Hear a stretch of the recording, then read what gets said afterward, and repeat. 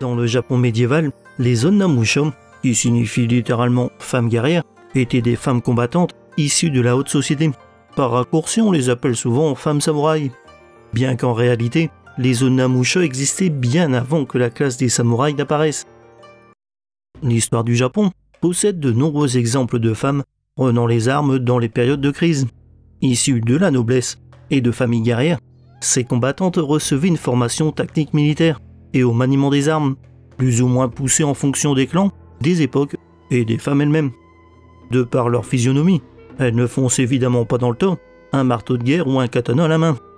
Elles manient principalement deux types d'armes.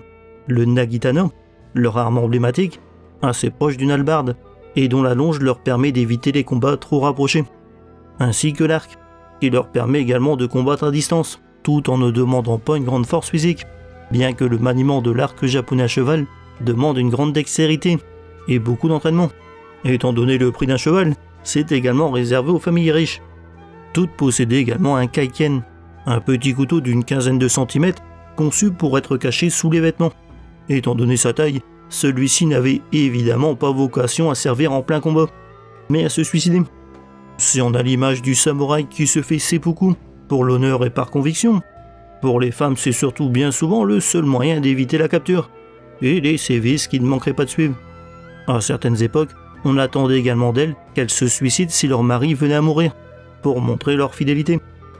Il ne faut pas voir les Onnamusha comme des guerrières assoiffées de sang ou cherchant la renommée et la gloire.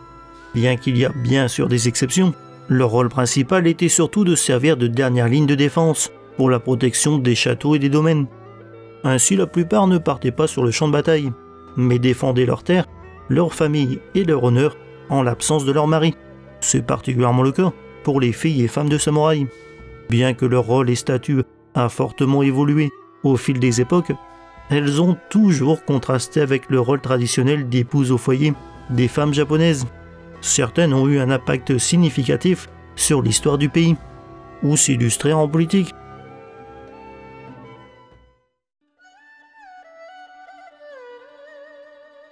On fait généralement remonter l'histoire des Onnamusha à l'impératrice Jingu, qui vécut de 169 à 269.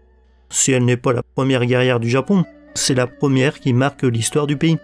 C'est après la mort de son mari, l'empereur Chubai, tué lors d'un affrontement contre la tribu des Kumazo, qu'elle monta sur le trône. Guerrière redoutable, loin des normes sociales de son époque, elle leva une armée, et alors même qu'elle était enceinte, s'habilla de vêtements d'homme et alla elle-même au combat, afin de venger son mari. Après l'avoir vengé, elle aurait suivi la demande d'un kami, une divinité dans la religion shinto, et mena personnellement une invasion de la péninsule coréenne.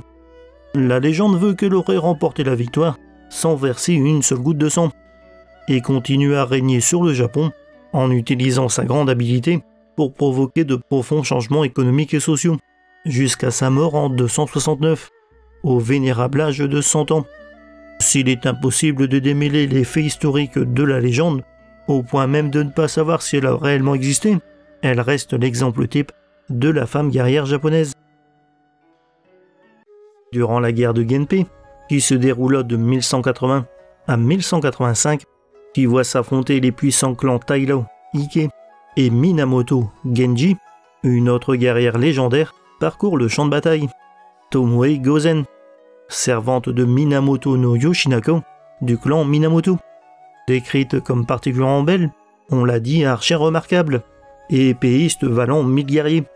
Plus brave que n'importe quel autre guerrier, elle était prête à affronter démons et divinités. En 1184, elle mena 300 samouraïs dans une terrible bataille contre 2000 guerriers du clan Taira. Elle fut l'un des 5 seuls survivants. Le 21 février 1184, elle participa à la bataille d'Awasu, lors de laquelle Yoshinako est tué. Ce qui arriva à Tomoe par la suite reste inconnu. Ses prouesses au combat, c'est l'une des rares Onnamusha célèbres qui combat en première ligne. Sa loyauté sans faille et sa femme mystérieuse font d'elle une figure romanesque incontournable de la culture populaire japonaise.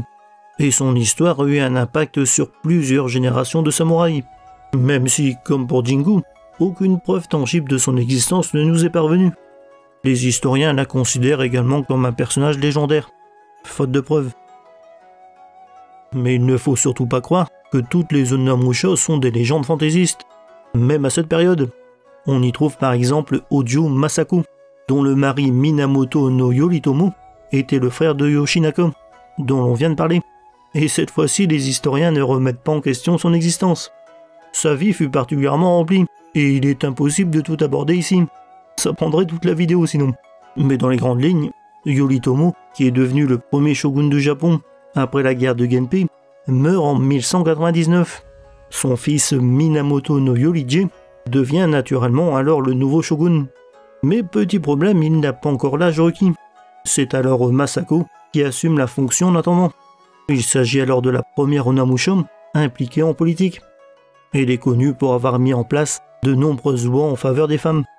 Après de longues années d'intrigues politiques, de conflits internes et d'assassinats, en 1219, les Minamoto n'ont plus un seul héritier mâle, et Masako et son frère choisissent Kujo Yoritsune, encore bébé, pour devenir le prochain shogun.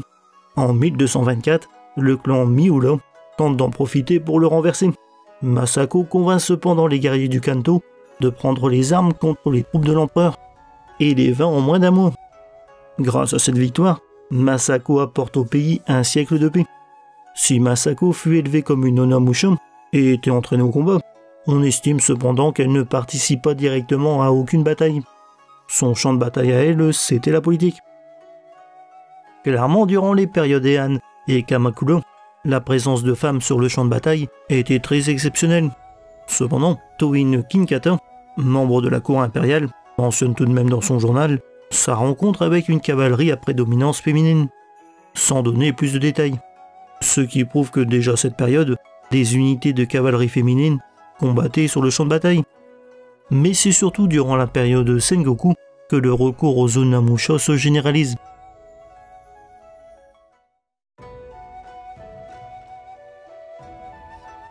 La traduction de Sengoku Jidai donnerait quelque chose comme « époque des provinces en guerre », ce qui donne tout de suite le ton.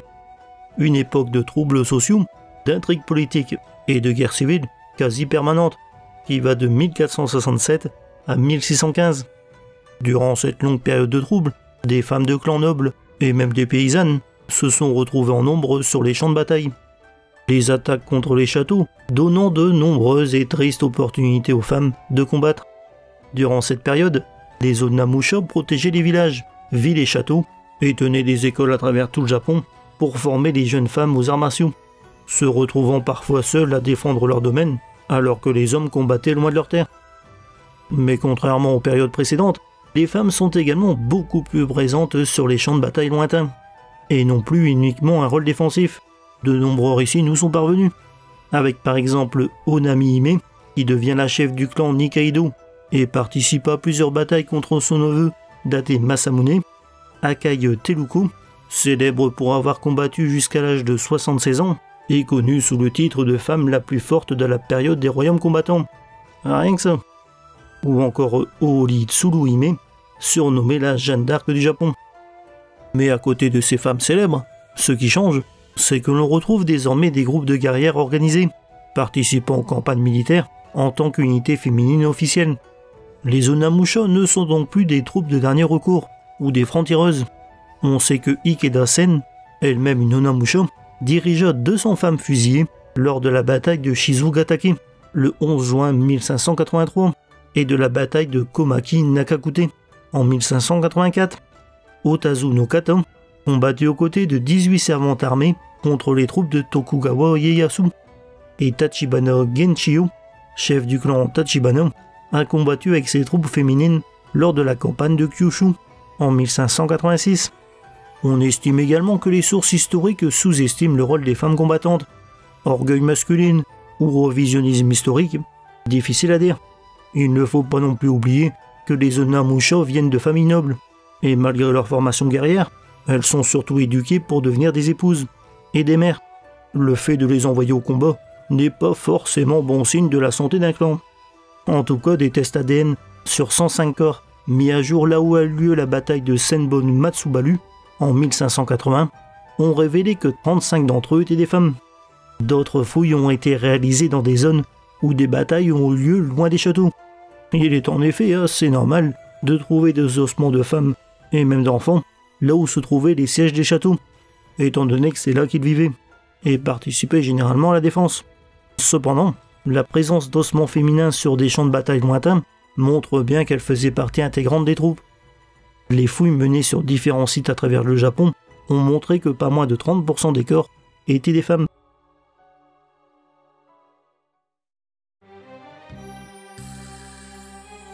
La période Edo, de 1600 à 1868, marque de très profonds changements dans la société japonaise. L'époque des guerres constantes étant terminée, les samouraïs se détournent progressivement de la voie du guerrier pour s'occuper de politique ou devenir fonctionnaires. En conséquent, le statut des onamusha a en même temps fortement diminué, ce qui n'est pas forcément une mauvaise chose en soi. Je veux dire, ne pas avoir à se faire trucider en combat, mourir brûlé vive dans un château, ou devoir s'égorger en cas de défaite, c'est pas vraiment quelque chose de regrettable. On peut également voir ça comme le fait que le pays est désormais en paix. Mais en réalité, cela traduit surtout la baisse du statut de la femme dans la société japonaise dans son ensemble. De nombreux samouraïs considèrent alors que les femmes sont uniquement là pour leur fournir une descendance. Et l'idée même d'une femme comme compagnon d'armes leur devient absurde. Les femmes et les jeunes filles de la noblesse deviennent rapidement des pions servant la promotion de leur clan ou parents, à grands coups de mariage politique ou de manœuvres diplomatiques. On n'a plus besoin de femmes guerrières, intrépides et indépendantes. Elles doivent désormais être belles, cultivées et surtout obéissantes et discrètes. Ce qui, on ne va pas se le cacher, était déjà le cas dans les périodes précédentes. Mais désormais, il s'agit de la seule norme tolérée. De guerrières réputées, elles deviennent des parias. Certaines continuent tout de même à combattre et à se former au maniement des armes et tactiques militaires. Et on en retrouve encore sur les champs de bataille. Mais des lois viennent de plus en plus limiter leur action. Ainsi, les femmes ne peuvent plus voyager seules et doivent obligatoirement être accompagnées d'un homme. Et doivent également posséder un permis, justifiant la raison de leur déplacement.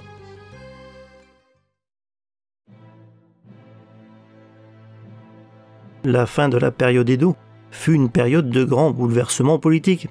La guerre de Boshin, de janvier 1868 à mai 1869, voit s'affronter d'un côté les armées du clan de Satsuna, Choshu, Tosa et leurs alliés, soutenant l'empereur, et de l'autre les troupes du shogunat Tokugawa, soutenues par les clans Daizu, Josei et Nagaoka, en plus des rivalités de clans, de territoires ou de vieilles rancunes, source classique de guerre. Celle-ci a une importance bien plus importante.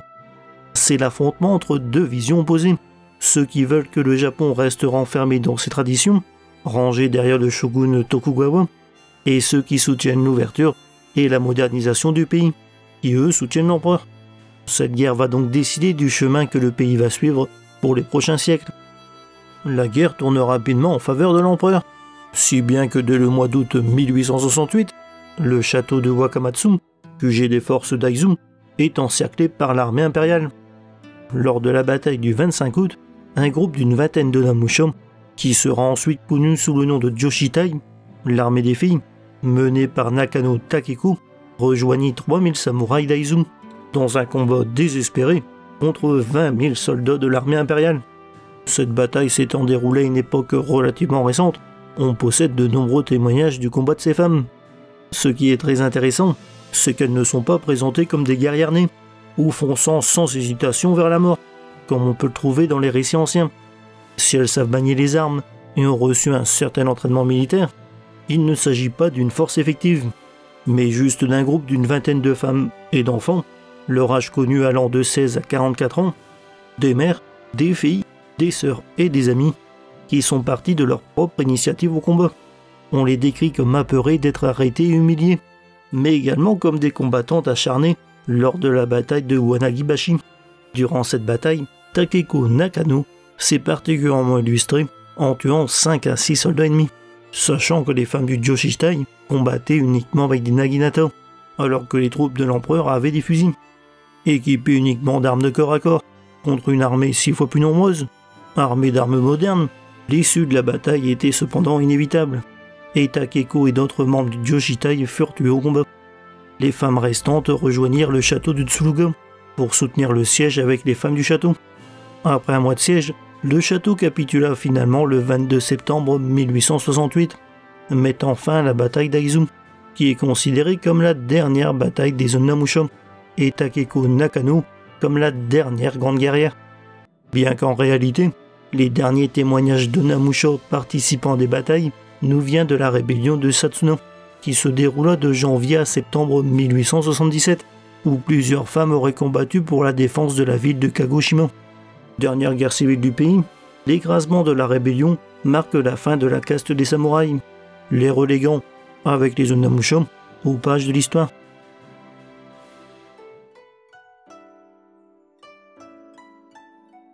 À mi-chemin entre la réalité historique et le mythe, l'image des Onamusha continue d'avoir un impact sur la culture japonaise.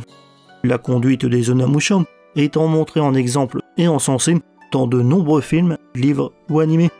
Et nombre d'entre elles ont eu le droit à leur propre série télévisée. Même si elles furent un temps oubliées, elles sont redevenues l'image de l'honneur et du courage. Yamakawa Fubato et Nijima Yae sont devenus des symboles de la lutte pour les droits des femmes japonaises. Et certaines Onamusha sont devenus les symboles de leur ville ou préfecture. Voilà qui conclut cette vidéo. J'espère que ça t'a plu, mais si c'est le cas, je t'encourage à mettre un petit like. Et au passage à t'abonner pour ne rater aucune de mes prochaines vidéos. Et en attendant, je te dis à bientôt pour une nouvelle vidéo.